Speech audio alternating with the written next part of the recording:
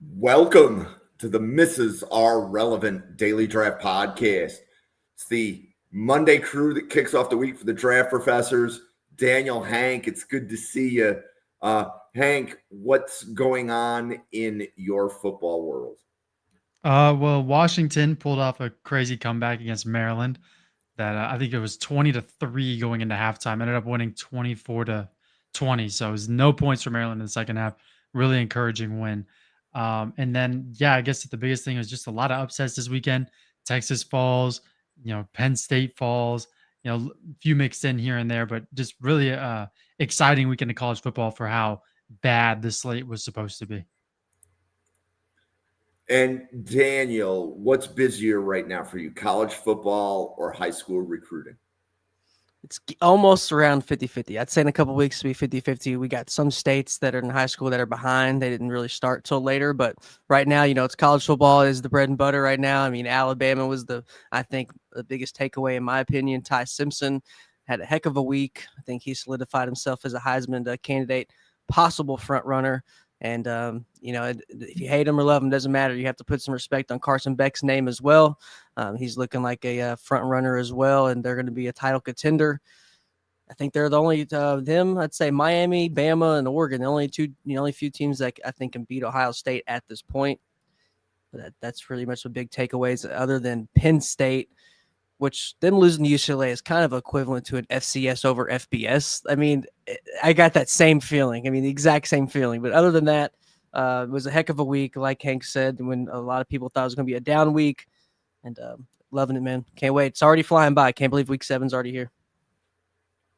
Cool. Well, we are here to discuss running backs that are probably not in this draft class, but are likely going to be on a draft board for 2027 or 2028. That's the Monday 7 p.m. podcast. I should say Monday 7 p.m. Eastern podcast that we do with Hank and Daniel here during college football season. Hank, who is your favorite running back that is not draft eligible?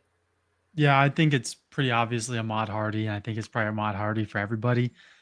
He just looks unstoppable at Missouri right now. He's averaging 7 yards a carry, which in the pros, if you can average over 4, that's good. In college, if it's over 5, 5.5, that's pretty good. But 7 is just out of this world. And he's doing it against SEC competition. He had a phenomenal game against South Carolina. The schedule for Missouri still has to ramp up a little bit. They've only had, I'd say, 2 really good games in Kansas and South Carolina. But I think that Ahmad Hardy, coming in from Louisiana Monroe, has just made an amazing impact for the Tigers. And I think that next year he's probably going to be in Heisman talks. I don't think he'll go he won't be an Ashton Genty of a draft. I don't think so. But I think that in terms of running back value, easily mid-first-ish for Ahmad Hardy next year if he keeps up this pace. And you see Hardy as a prototypical NFL back. If you're saying he goes in round 1, legit height, weight for NFL standards. I mean, 5'10", 206 is what I have, which isn't great, but I think that just regardless of all that, I think he's just, his contact balance, his vision, he has some good speed. Everything. He's kind of just he's built like a running back except for weight. I'd say if he was 215, 220, it'd be a lot better, but I'm really not worried about it right now. But Ahmad Hardy is definitely a guy who should be in the first round in way too early mock drafts. Cool. So Daniel, who's the next running back that you want to bring everybody's attention to? I like a guy who I got to see in person on a scouting trip to Miami of Ohio and UNLV, which is the UNLV junior, Jaden Thomas. I think is under radar guy, 61 carries, 5 touchdowns, 8 yards a carry right now, 489 yards, pretty respectable. I like him. I like Justice Haynes as well from Michigan. I think he's a guy that a lot of people are going to be talking about. 85 carries, 654 yards. 8 touchdowns, and that's 7.7 a carry. And he stands at 5'11", so I think a lot of people think he's a little bit smaller, but 5'11", I like that size for a back. Those two guys are probably top 5 for me right now for those backs. So, yeah, Hank, I remember when you and I covered Justice Haynes on a Michigan podcast. I think it was your first podcast with Draft Professor. Yeah. And we had a Michigan guy on. And I don't remember who's on the podcast with Hank. I was pretty sure it was Hank, Owen, and there may have been somebody else. But Hank and Owen were really high on Justice Haynes. And the Michigan podcast was like, we've got like 2 or 3 other guys. Haynes is just a guy. But the draft community looked like we were higher on Haynes coming in than the Michigan people that I was talking to were. So I definitely want to give that shout out to Hank. Hank was on Justice Haynes really early on in the cycle too. And as far as Jaden Thomas goes, Daniel, prototypical NFL height weight. I like him. Let me see what I got for him for measurables, but just seeing him in person, he pretty much put the team on his back. UNLV was really struggling. I mean, UNLV's undefeated right now, first time since '74 that they're 5-0. But I got him at 5'9", 190. Depends what system you're at. Do you want this guy to catch the ball a little bit? Do you want him to run some zone draws? I think size is really how you run your offense. But I would take him as size as he plays a lot bigger than he is. And he's a guy that can really put the team on his back at times and can be a bell cow, and a guy that can get some high density as well and just doesn't need the ball the whole game. So, Hank, who's the next running back that you had? Yeah, I'm going to talk about Khalil Valentine from Illinois. True sophomore right now, probably destined to take over this backfield full time next year. If not, it wouldn't shock me if he transferred. But 5'11", 200 for Khalil Valentine. Just had a pretty good game against Purdue where he had 22 carries. So was really the main focus of that backfield. But Lawfrey was injured. Fagan and Valentine were kind of splitting carries. And Fagan's been pretty underwhelming this year. But Valentine, 5 yards a carry as a true sophomore is, pretty impressive. Only 3.8 last season. So you're really looking at a big improvement there. When you watch Valentine, though, the vision is good. The breakaway speed is good. He'd be great in a committee, I think, is where he'd do his best work. Not really much of a receiving back, which I would kind of like for him to change, especially being only 200 pounds. But I think that Valentine for sure is going to be one of the top names next season if he can get into a role where he's more solidified as the main ball carrier. Cool. Daniel, do you have another running back for everybody? Yeah, I like Cam Edwards out of UConn, junior, 5'11", 210. He's got 100 carries already, 637 yards. He's 6.3 a carry, 7 touchdowns. So he's a guy I like. I love the 5'11", 6-foot backs as well. I love the little guys as well, those tiny guys. But I do like a guy who has some size and upright runner, and some people use upright runner as a knock, but I think it's it could be a compliment if you do it right. You look at the greats. Some of the greats are upright guys like Eric Dickerson way back when. But yeah, I like him. I like want to shout out another guy, Bryshawn Washington, sophomore from Baylor, 6 foot 216. 5.5 a carry. Sorry, Robertson, gunslinger. So if you can get a guy who can still get you some carries and some solid production, knowing your quarterback's going to throw for a lot, and you always got to chip in with some blocking. He wouldn't be on the field if he couldn't do that. So I like him a lot. Cool. So Hank, do you have another one for us? Yeah, I'm going to move to my favorite team because it wouldn't be a podcast. I'm mentioning a Washington player. Adam Muhammad is currently the backup at Washington behind Jonah Coleman. 6 foot 215, so really good build. I think he's best as a return man. That's where he does his best work for Washington. Almost had a breakaway one against Ohio State, but he's never really been kind of, he has a breakaway as a return man, breakaway speed, but you don't really see it in the backfield, which is kind of alarming. He's never really had a phenomenal game where you look at him, you're like, wow, this guy's going to take over the backfield. But I think, especially as a pass catcher, he's been fine for Washington. I would like to see him stay at Washington, hopefully, and then the next guy. I'm hoping we get Mekhi Hughes in the portal. That's my dream. But if he could be a compliment to Mekhi Hughes next year and continue to return kicks for Washington, it's definitely a guy who could make an NFL impact just as a regular return man. Nice. And I love it. Like you dip into your team, go into the depth chart. That's what we're. You got to stick to your brand. Yeah. I'm completely cool with that. Completely cool with that. Daniel, who's another running back you want to give a shout out to? I'm itching to bring up a couple of the freshmen I have, but I would be remiss if I don't bring up the last few sophomores here. Isaac Brown, Louisville sophomore, 5'9", 190. Big play capability. He's dealing with a bad offensive line this year, not the greatest quarterback in Miller Moss, so pretty much the team, the whole offense runs on him and the wideouts. They kind of go as he goes. I like him, 7.3 yards per carry, only 46 so far, but I do like him at the next level. We'll see if he hits the transfer portal. I think he might, but I think he's probably going to get a new home. If so, he'll be a heck of a pickup. But a lot of guys that just don't have a lot of carries, but they are showing a lot of promise. I want to get a question on you all just before I get into the depths of my list. Hank, when you look at running backs, are you looking at guys with NIL? Or I'm not going to see too many come out too early, right? I mean, these guys are probably going to milk the NIL bag. I know they're gonna try to get into an offense that doesn't DeMarco Murray them and run them into the ground. But what do you think? Are we going to see guys that? Are we going to see too many juniors come out? That's what I'm asking, I guess. Next couple of years. It's tough because, in my opinion, even if you're a redshirt sophomore, true junior, and you put up a good season, you should declare. If you want the best NFL career, if you want the best chance at a second contract, you probably want to come out as soon as you can, just for wear and tear purposes. I think that was really smart what Braylon Allen did. Unfortunately, he was 19 when he came out. Unfortunately, he just got a knee injury that's going to put him out multiple weeks. So I'm hoping he bounces back and maybe even takes over that backfield someday, because I don't know what Breece Hall's future is in New York. I will say though that there's a ton of upside to NIL. The money's great for these kids. I don't think that anyone would say no to like $3 million to be a lead back at a top program. But at the end of the day, it just depends on what the kid wants.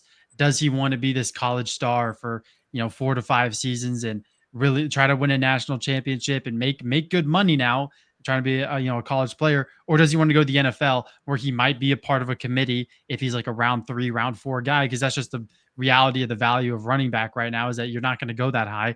But we're kind of seeing a resurgence in it right now. Jahmyr Gibbs, Saquon Barkley, especially Bijan Robinson, have really taken over the NFL as like these top guys who are getting paid in 8 digits now to play running back. And I expect Jahmyr Gibbs to probably break whatever record is standing right now pretty soon.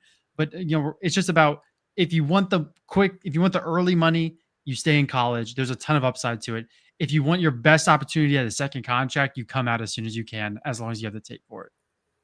Yeah, and first of all, Daniel, I think it's an excellent question. So first of all, like Brian was in the chat and he thought that Hank's response to the question was quite good.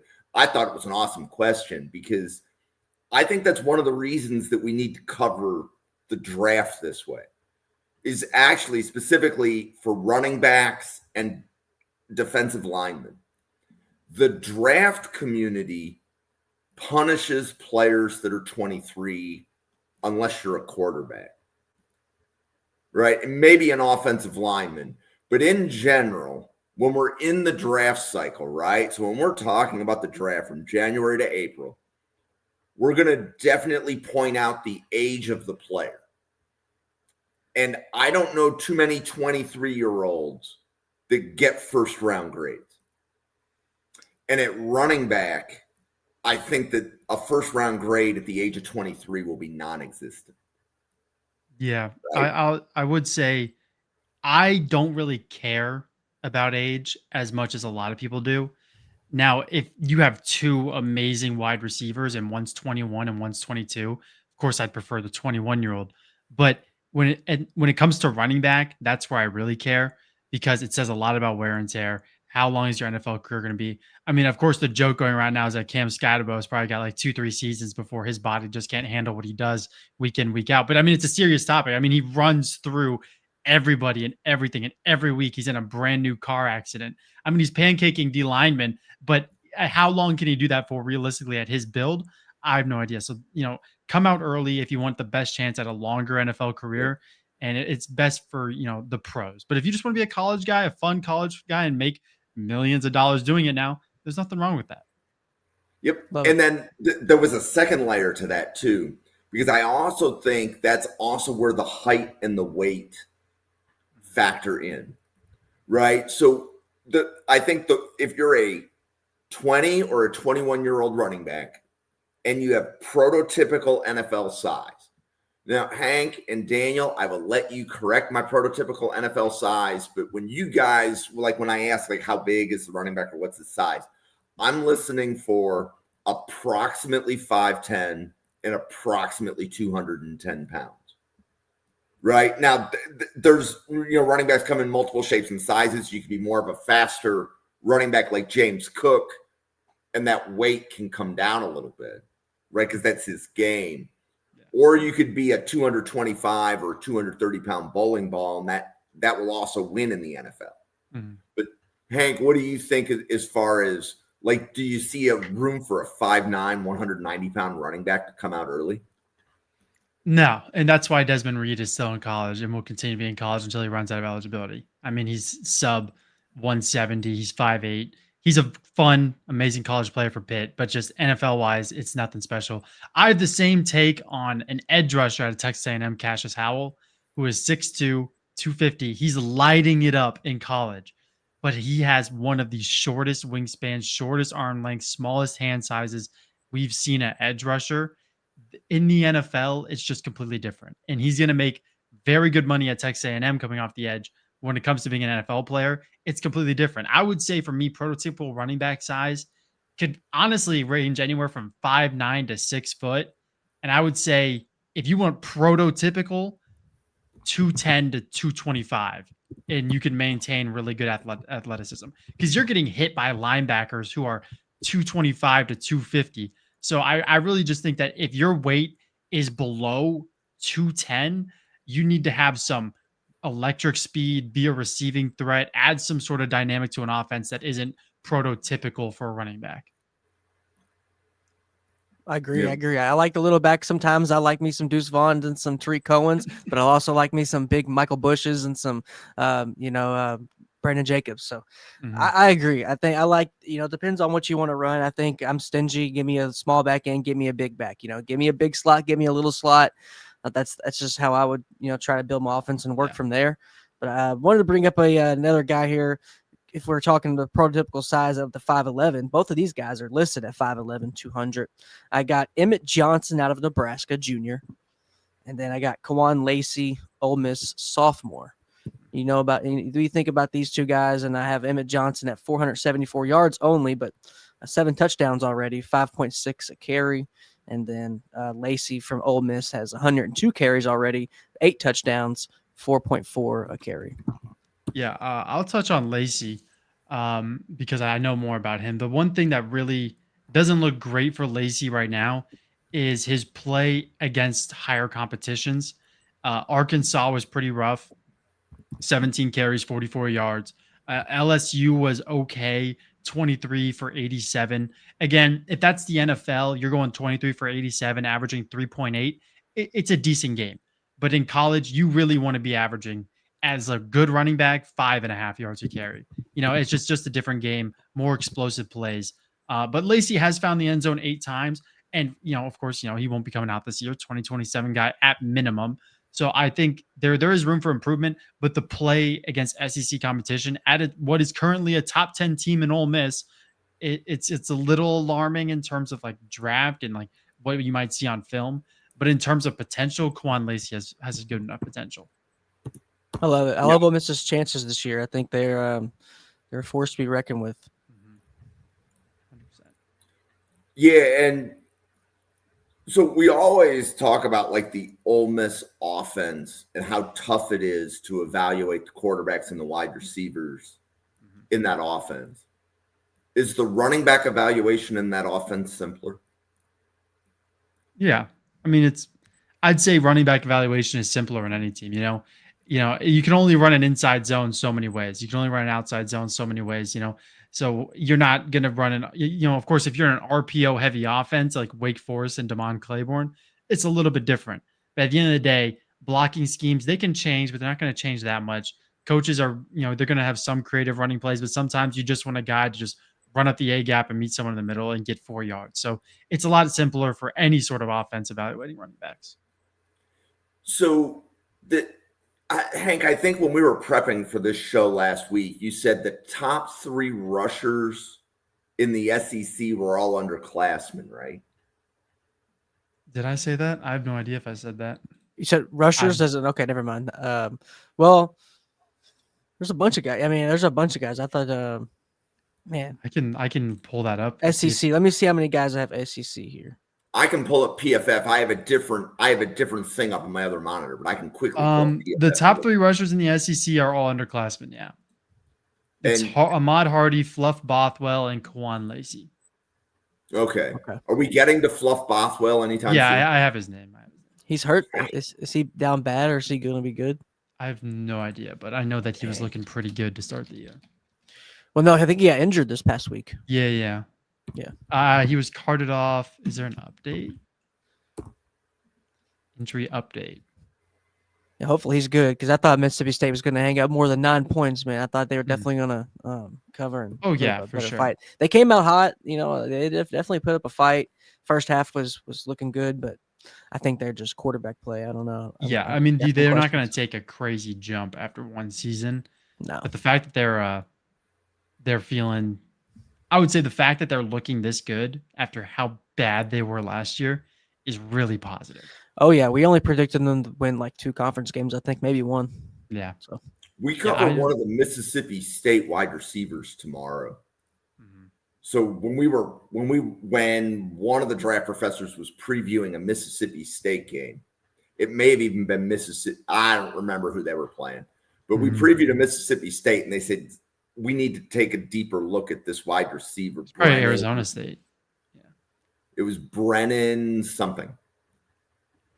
But I remember because like I was telling Randall, because he's doing wide receivers tomorrow, I'm like, okay, I'm adding one more wide receiver to your first show. It's this guy, and I'm looking forward to hearing what Randall has to say. But like a significant amount of the podcast content right now is, you know, different draft professors say, here's a player I like, here's a player I like. We Mhm. have that compiled in a 550 player list. And now we're going through scouting reports where other draft professors are rating other draft professors' picks. So somebody's rating Hank's running back picks that he had made, you know, preseason that I hear you talk about. And then, you know, somebody else will be evaluating, you know, somebody else's defensive line suggestions. So it's like kind of cross-checking everybody's work. Yeah. So The Mississippi State guy's Brendan Thompson. yes. He's 5'9", 170. So it's not great size wise, but he's been productive for Mississippi State this year. Yep. So Daniel, do you have another running back? yeah, let's go with a big guy here, 6'2", 225, Mark Fletcher Jr. out of Miami. He's a junior himself. 78 carries so far, 5.5 a carry, 5 touchdowns as well. I like him a lot. Big guy, like we've been talking about, big body. You know, he's what you want. He's a guy that can take a bruising, take some big hits, help out, chip at the end, and you know, get out in the pass game as well. Got a lot of guys who don't, you know, they're right at the 5 a carry, you know, right at 5, 4, 9, 5, 1. They just don't have too many carries. And on my list here, it's they kind of get younger and younger here. But want to shout out my first freshman. Want to get your thoughts on him, Nate Shepard from Duke. I got him at 5'10", 195, and 8 yards per carry right now on 56 carries. Yeah, Nate Shepard has been very impressive for Duke, who have I'd say they played up to expectations this year. I don't think, you know, Darian Mensah was going to come in and all of a sudden they're 8-4, 9-3, but they've been fine to start the year. But Nate Shepard has been a really good bright spot. The freshman that I would want to bring up, if, you know, since I'm talking about yards per carry, is D.R. Hill Jr. from Oregon. And as a Washington fan, it pains me to say that this freshman is really good. 5'11", 205, averaging 10.5 yards a carry right now on only 26 attempts, but that is still very impressive. He put up 10 for 82 against Penn State, which is very impressive. His long was 24. So when you put that into, you know, account, he still is averaging a great amount of yards per carry, and that's as a freshman at Happy Valley, which is someone I want to see get a lot more playing time, especially if Mekhi Hughes isn't going to be around. But that was the one freshman that I think has been standing out the most to me this year so far. But Ohio State has another guy too, Bo Jackson, Mm. who has been getting a lot more run time these last 2 weeks. His contact balance is different. When he was playing Washington, he bounced off at least 2 guys before he went down. Minnesota, same thing. I mean, he is just a bruising guy, and I think that his potential, if anyone is going to like remind me the slightest bit of Ashton Genty eventually, Bo Jackson's up there just because of how insane his contact balance has looked as a freshman. I think eventually he's going to become this top 3, top 5 guy in the college football landscape for running backs. I love it. I love him. He's got over 7 yards per carry. If we're going to talk about freshmen, wanted to bring up Kobe Martin from Indiana. He's sharing the load there with Beebe, or is it? He's sharing a load with. His name is Beeb. I don't know if it's BB or B, but he's not the only guy, and he's still getting a lot of good production, which I like to see. His name's Lee Beebe. He's a junior as well. Both of them are right at 7.7, and then Kobe Martin is 8.9 yards a carry. 4 touchdowns already as a freshman, so that's pretty impressive. Yeah. Indiana is looking like they're going to be right back in the playoffs. Last year wasn't a fluke. So I love the production out of them. You ever heard of Caleb Hawk? Which is the player from Indiana? Like our lads doesn't even have. Was it Kobe Martin? No. Yeah, so our lads doesn't even have who you just mentioned. They gotta have him on there. Got to.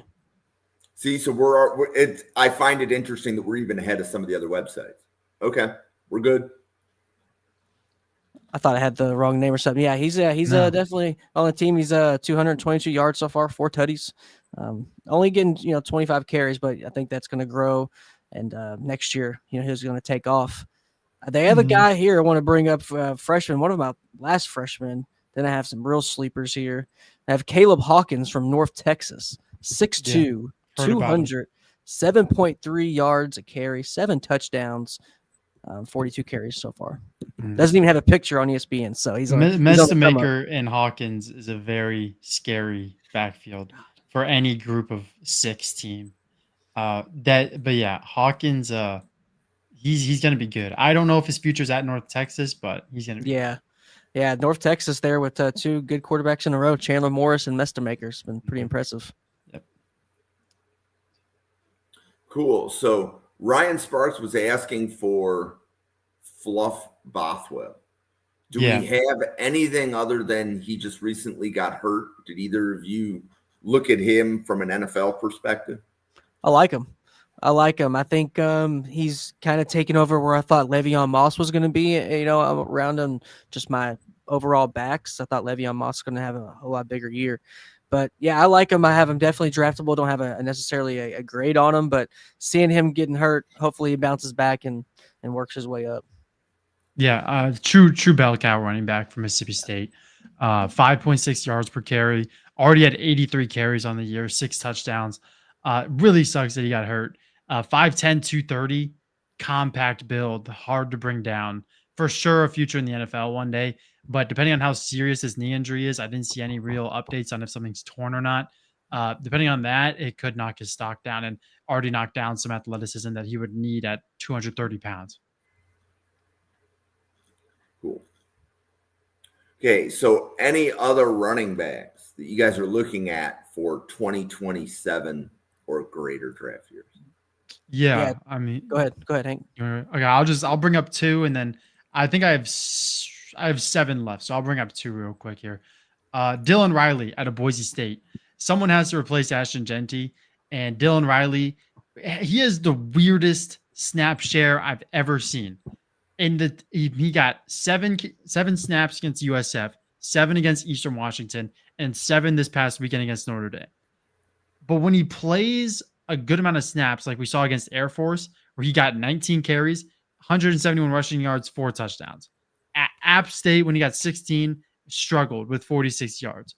But this kid, someone has to replace Genty, and as a true sophomore, I think Dylan Riley's going to be that guy eventually. He will never be Ashton Genty. He is 5'10", 192. He has a long way to go. It would shock me if he came within 5% of Genty, but I think he has the potential to be the next Boise State bell cow that could get drafted in the NFL as a later round guy. And then the next guy we'll bring up was already brought up but Isaac Brown out of Louisville, they had the best tandem probably in the country going into the year with Isaac Brown and Duke Watson. Yep. So that was the projected best tandem. Both struggled. Louisville has been very underwhelming compared to what people thought they were going to be. This was an ACC title hopeful, I would say, coming into the year. But Isaac Brown's been very good, even behind a bad O-line. That Pittsburgh game was very rough. Bounced back a little bit this year against Virginia. Did fumble the football, which is never good for a running back, but it happens. But Isaac Brown, I think, as a big play guy, could get drafted eventually in the NFL. But for right now, at 5'9", 190, he probably isn't a bell cow every down guy for you. Daniel, do you have anybody else? Oh yeah, got a few more here. Bring up another 5'9" guy. Let's keep it here in the family. Got Wayman Jordan out of USC. He's a junior. 7 yards per carry right now. 537 yards, 5 touchdowns. Solid guy. I mean, when you got Maeva, who's got that West Coast offense, they're tight and heavy as well. And if you can still get 5 touchdowns, 7 yards a carry, that's very respectable. We'll see what he does, and more than likely going to come back and be in next year's class. Another guy here, not as many carries, but I like Wayne Knight from James Madison. 7 yards a carry, 426 yards, 4 touchdowns. If you're not going to have a lot of carries, at least have, getting into the end zone. So I like that. Did have Dylan Riley on my list as well that Hank brought up. He's a solid guy, especially with their quarterback coming off a 4-pick week. His carries are probably going to spike up, and he'll probably be that bell cow. They'll try to hang on because their quarterback play, I think, has been underwhelming. But I do want to give some really under-the-radar guys here. Now, we're talking about guys in the future that we're going to see in the drafts. Now, these guys we're probably going to see at the P4 level next year or G5 because these are FCS guys here. I got 3. So the first FCS back I want to bring up is LJ Phillips from South Dakota. He's only a sophomore. He's got 10 touchdowns already, 107 carries, 7.5 yards a carry, and he's right at 800 yards, 799. So he's going to definitely more than likely get some calls, and he'll be a bigger program, along with another guy as a sophomore. He's a Joshua Dye, Southern Utah, 6.8 yards a carry, already got 116 carries, 783 yards, and 13 touchdowns already. If you're going to these FCS guys, they don't have the depth. You're going to be a bell cow at the FCS level. So these guys, I think, are going to try to expedite their advantage and try to get to a G4 or G5 and P4 level. Yeah. Like him a lot. So Daniel, do you know Brian, or do you see Brian on Twitter? Like, Brian's in my feed a lot. I'm curious. Do you know Brian? I'm not familiar. Yeah. No, unfortunately. I think the level of depth of college football that between Hank, you, and Brian have, you guys need to find each other. Cool. Yeah, you're always. Hey, that's the best thing about draft professors. Everybody's always throwing oops, and that's the best part. And we're a big team. It's the best part. Yep. So Brian's never been on a podcast, but he's been on the chat. Like, he's usually in the chat 2 or 3 times a week. Nice. So, Brian, it's really good to see you back here. So, and like Ryan Sparks, I don't want to slight you. You're back too. So thank you. And then did you say that you had one more, Daniel? I'm sorry. I did. You're good. He's a freshman. So this guy I think is definitely going to transfer. Trey Page, Tarleton State. He's a freshman. 86 carries right now, 7.8 yards a carry, 6 touchdowns as well. Tarleton State's already had a big upset. He might stay because they're going to Conference USA next year, I believe. I think Tarleton State is in the FBS next year, so he might stay. We'll see. Yeah. Let me see. To FBS. I know there's a lot of teams getting moved around. Is currently with aspirations to join. I have no idea. I think they've got an invitation. I don't know if they've started it, but I'm not totally sure. What it says here, they're going to be in the UAC. So yeah, scratch. I think in like the next 2-3 years they'll be in the Conference USA. Hopefully. So here's a question that we could go and we could dig up our draft knowledge. So running back to me would be a position where conference matters less. It matters, but you could see like a Conference USA running back go on day 2. Whereas like if it's an offensive lineman or a defensive lineman, you're always worried, like, is the strength going to hold up? Right. With running back, we're less concerned with that, right? Yeah. I am definitely. I mean, I think we're in between. There's a resurgence going on. The backs are coming back, and we need good backs. But at the same time, we're not going to draft them too high. I would like to get a guy who is I like I think it's so much of a grit position and an effort position. A lot of guys are running 4.5s. A lot of guys are running 4.4s and have the similar numbers measurables, right? So a lot of it's just IQ, not messing up, being in the right place, right time, and full out effort. If you're looking for effort, I want a guy who's been through the trenches. Give me a guy who's been in the FCS. Give me a guy who's been in G5 who, hasn't been drenched in NIL money coming into the league and is not going to looking at a holdout. I mean, that's what you're looking at. You want a guy that's not going to, you think he's not coming from Big Ten SEC. He's had 1,000 yards every year, and this guy might hold out because, he's not doing what he was supposed to or what you thought at the next level. So at running back, that is the one position, that and a little bit of O-line, I love FCS G5 guys. Yeah. I would agree with that. And it's funny that you said, CSA round 2 guy, because there literally is a guy in the CUSA, Robert Henry Jr., who's tearing it up. And he is probably right now round 2 guy. Kind of struggled this last weekend, but other than that, he lit up Texas A&M. He's been lining up basically every single team that he's been playing. So for me, I would say running back, I would say O-line for sure. If you got good technique and you can, hold your own, I would say, you're fine. Like Gray Zabel, love Gray Zabel. But like my 4th highest player that I've ever given a grade to is Ashton Genty.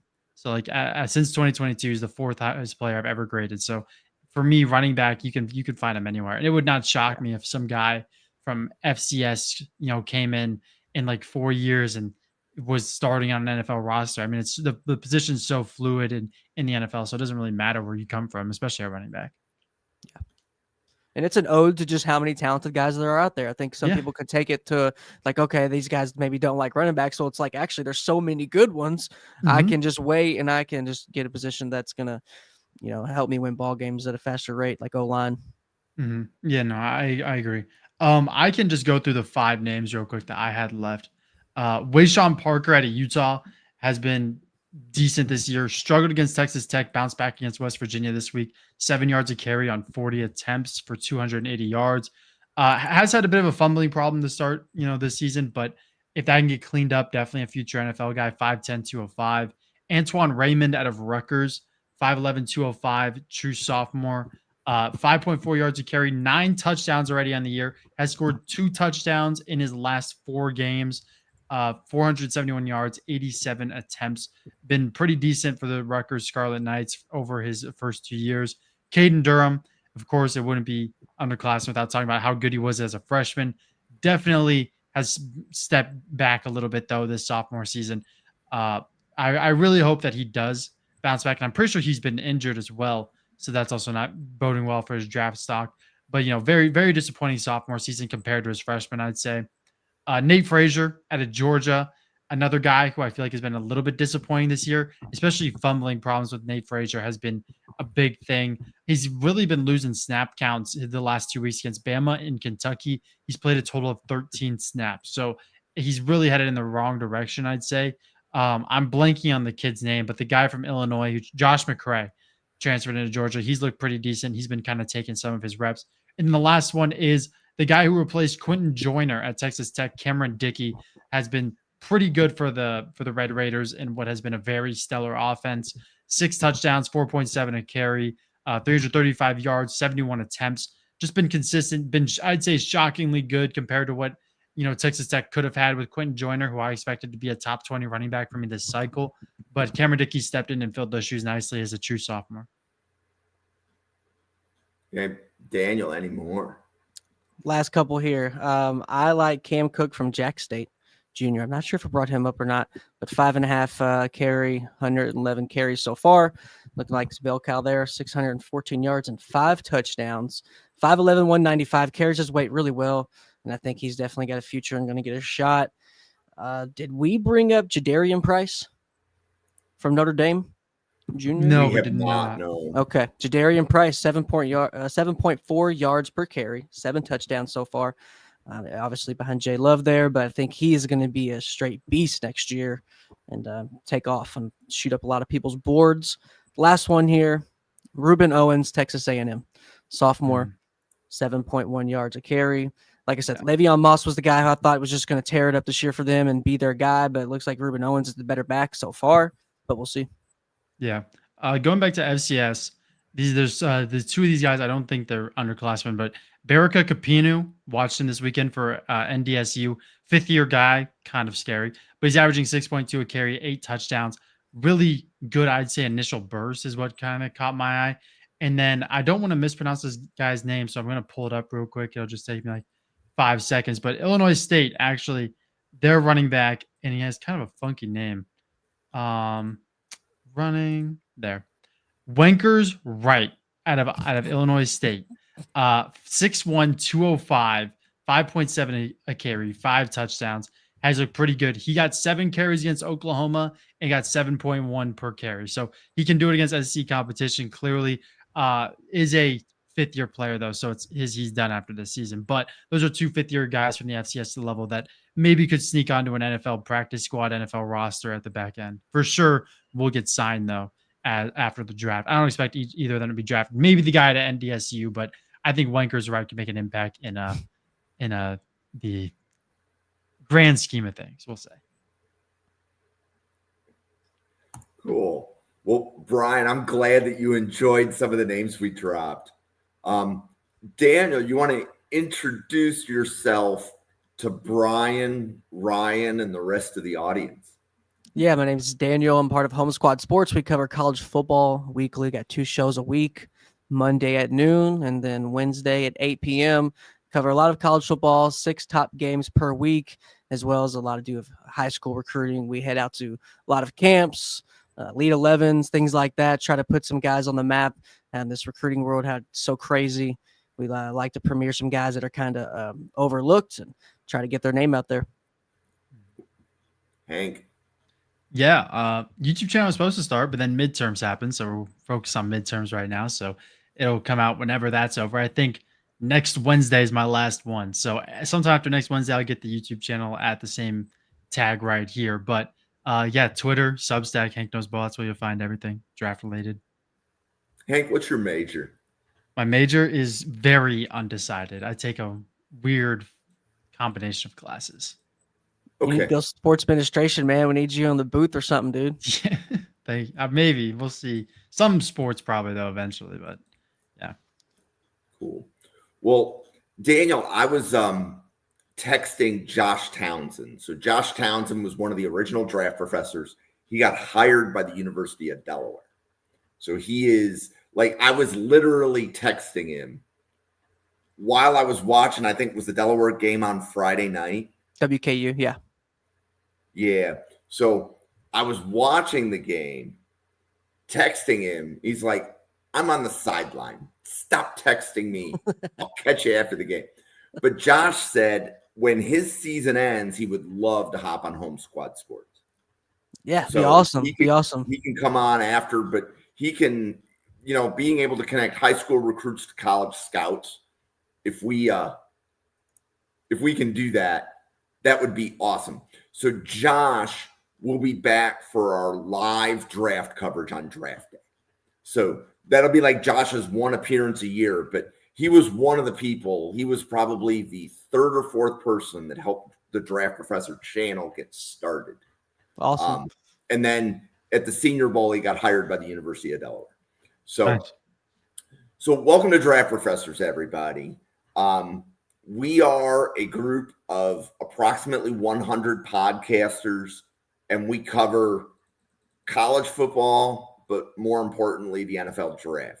So anything that feeds draft content, like this show, right, where we're identifying players that we should check when we go to do summer scouting next year, the running backs that Daniel and Hank just identified is going to be the list that I check the running back list with. So like, if Anthony Russo gives me a running back list, I'm going to be like, well, Hank and Daniel also identified these other 8. Have you looked at them? Those types of things. So that we have, let's say, multiple people looking at talent from a lot of different ways. That should also support some college football content, because I think about a third of the running backs mentioned are probably going to transfer. Right. But Right. You guys have eyes on them now, so that's really good. But the best thing you can do if you like this content is just go to the YouTube page and please and thank you, hit subscribe. We're here every day at 7 p.m. and 9 p.m. Eastern. What you're going to see on this channel through Christmas, through the holidays, most of the podcasts are breaking down a position. So 9 p.m. tonight, they're breaking down defensive line. So Mondays at 9 p.m. is always defensive line. Tuesdays at 7:30 is always wide receiver. Tuesdays at 9 is always offensive line. Wednesdays at 7 is corners. Wednesdays at 9 is defensive line. Thursdays at 7, it's content similar to this, except it's defensive players. So Steve and Taylor cover defensive players, whereas Daniel and Hank cover offense. And then Thursday at 9, we cover running backs for the draft. Fridays, covering tight ends at 7. We're covering corners at 9. Saturday mornings, we're doing offensive line. Sunday mornings, we're doing defensive line. Then every week, it's just a new group of players that we're having multiple people evaluate and telling you kind of how we grade them.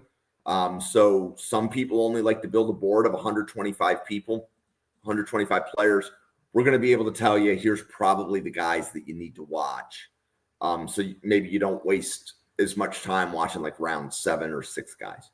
But with that being said, we are going to close this podcast down. So for Hank, Daniel, myself, for the 100 podcasters at the Draft Professor, thank you so much for watching, everybody. And we'll see you on a podcast again in about an hour.